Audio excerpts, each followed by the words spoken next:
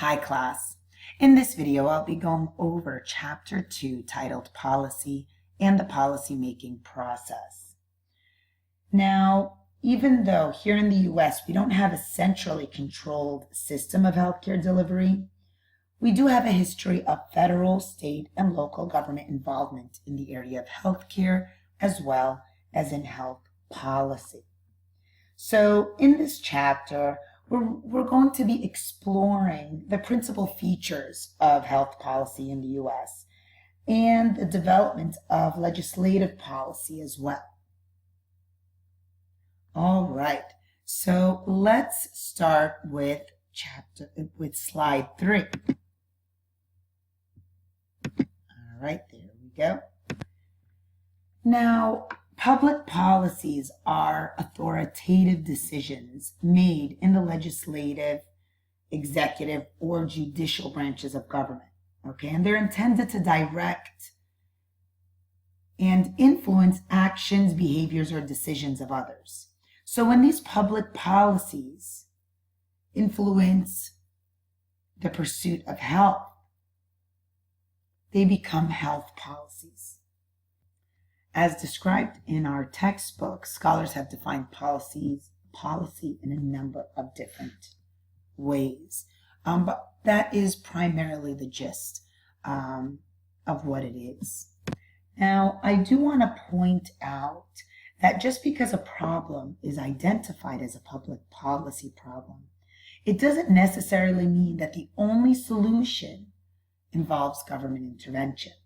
All right, and as stated in the textbook, they bring up the problem of the influenza vaccine shortage. So although there are government-oriented solutions to try to address this problem, which includes expanding public health research and development or creating production incentives,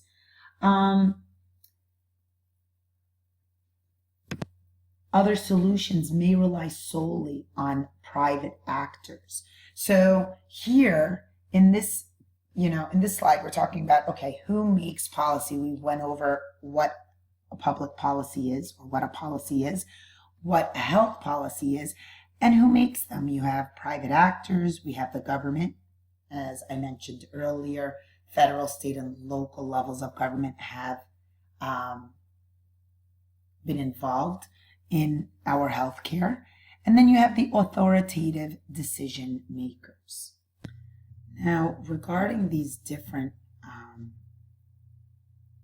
key players in making policies, when we're talking about private actors who make policies, we're really referring to insurance companies, private employers, different influential individuals. All right, now I'm going to jump to slide 4 really quickly. And I just want to touch on the topic of public policy problems. So the key issue to determining whether a decision represents a policy is whether the question at hand is an individual concern or a public policy problem. Now, a public policy problem really goes beyond the individual, right? It's affecting the greater, a larger portion of people. It's affecting the community. Now, when we're talking about an individual might decide to take advantage of an employer-sponsored health insurance or not. However, when we're talking about public policy question, it's really whether all employers should be required to offer health insurance. So we're not looking at it at the individual level, we're looking at it at the community level. All right? Now, there are different ways that you can approach a public policy problem. It's important to recognize that authoritative decisions, they don't always require people to act or not act, right, in a certain way. A lot of times, effective policies really provide incentives to try to create that change in behavior.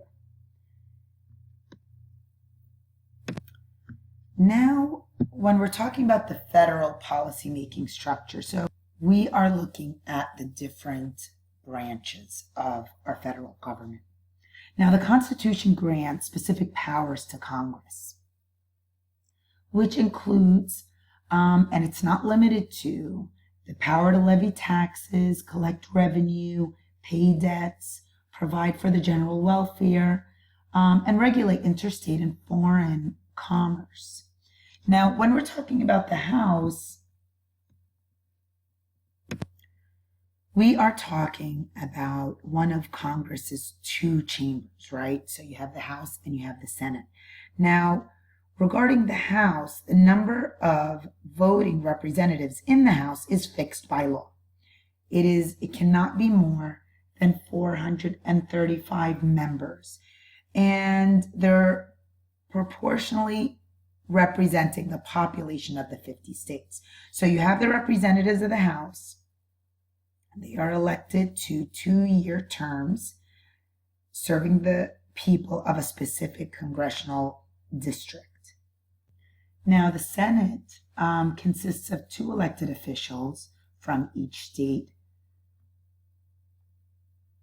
and there are a total of 100 senators. Now, when we're talking about Congress, again, that's the House and the Senate, it is the lawmaking body of the federal government. And later on in this video, I'm going to be going in describing how bills become a law and what happens with, or the role Congress has in having these bills turn into laws. And then we have the executive branch. Now, with the executive branch of our government, it is in charge of making sure the laws of the United States are obeyed. So you have the President of the U.S., who's the head of the executive branch. Of course, he is assisted with the Vice President and department heads and heads of independent agencies. And when I say department heads, we're talking about the cabinet members. Now, regarding the judicial branch, I'm not going to go in detail regarding the judicial branch just because we cover it in more detail in Chapter 3. Next, I'm going to be jumping to the slide titled How Laws Are Made. And we're going to be using the diagram from the textbook as a guide. Actually, instead of going to the slide, I'm actually going to go to the diagram through the e-textbook that I have for the textbook we're following in this class. Here we are, how a bill becomes a law. So the formation and implementation of health policies, they occur in a policy cycle, right? And there's really 5 components to this cycle. We have the issue raising, policy design, building of public support, legislative decision-making and building of policy support, and last, legislative decision-making and policy implementation. Now, when I'm talking about issue-raising activities, we're talking about really the first step in this policy formation cycle, making people aware that there is an issue and something needs to be done about it, right? Now regarding the second component that I just mentioned, which was policy design, it really involves the design of specific policy proposals, right? So presidents have substantial resources at their disposal for developing new policy proposals.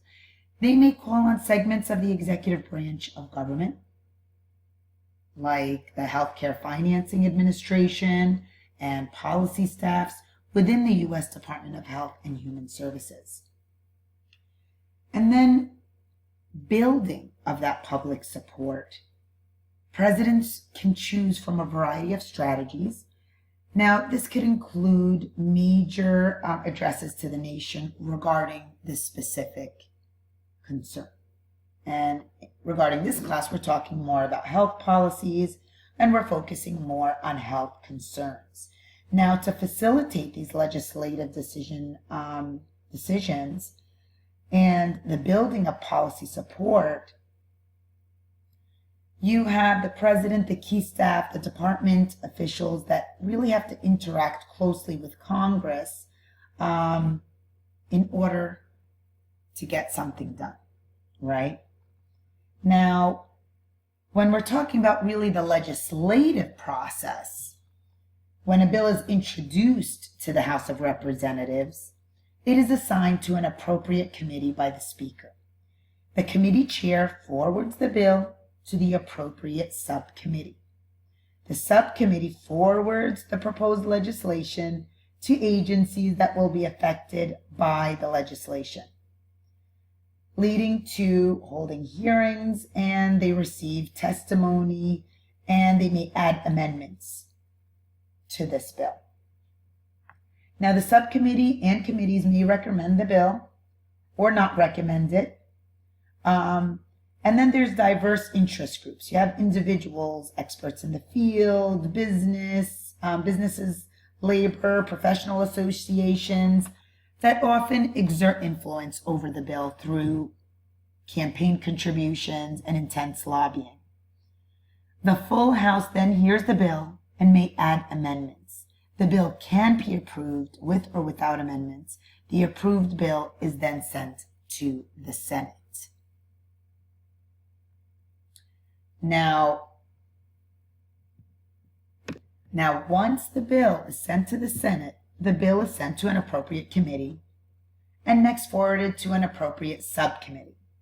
The subcommittee may send the bill to agencies that will be affected, and they also hold hearings and testimonies, just as the House did, making sure that all interested, they've heard all the side of all interested parties. Now, the subcommittee votes on and forwards the proposed legislation with any appropriate recommendations to this bill. Amendments may or may not be added. Now, the full Senate hears the bill and may add amendments. If the bill and the House amendments are accepted, then the bill goes to the president. Now, if the Senate adds amendments that have not been voted on by the House, guess what? The bill has to go back to the floor of the House for another vote. Now, if the amendments are minor and non-controversial, the House may vote to pass the bill. However, if any amendments made are significant and controversial, the House may call for a conference committee to review the amendments. The conference committee consists of members from equivalent committees of both the House and Senate. So this is where they kind of come together. And if the recommendations of the conference committee are not accepted, then another conference committee is called. So as you can tell, this is a very long process. Now, after the bill has been passed by both the House and the Senate in identical form, that's key, is it needs to be in an identical form, it is then forwarded to the president for signature. If the president signs the legislation, it becomes a law. If the president does not, at the end of 21 days, it becomes law unless the president vetoes it. If less than 21 days are left in the congressional session, then inaction on the part of the president results in a veto. Now, I know it sounds a little complicated. You might need to listen to this section of the video again just to make sure you caught it. This diagram in our textbook briefly kind of gives you an idea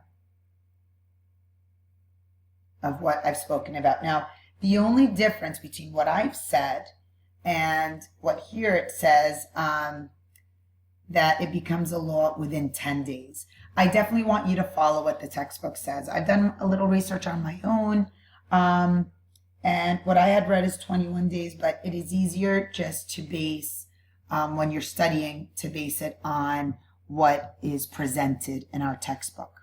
All right?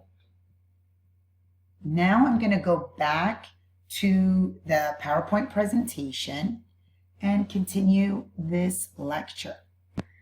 Now, before I end this lecture, I tried to keep it as short as possible. Make sure to read the chapter. And if you have any questions, be sure to let me know. I just wanted to really quickly touch on, just to make sure, I feel like everything is pretty clear in the chapter. I just want to make sure when we're talking about interest groups, even regarding the passing, passing bills into law, it's a very general term, and we're talking about a variety of organizations that focus on an issue or issues. So their goal of influencing and educating policy members and the general public, and that's why their testimonies are heard. But they do not make policies. So examples of these interest groups include trade association, think tanks, advocacy groups, and lobbying firms. That pretty much ends it for the video lecture for Chapter 2. And if you have any questions, again, don't hesitate to let me know. And take care. Bye.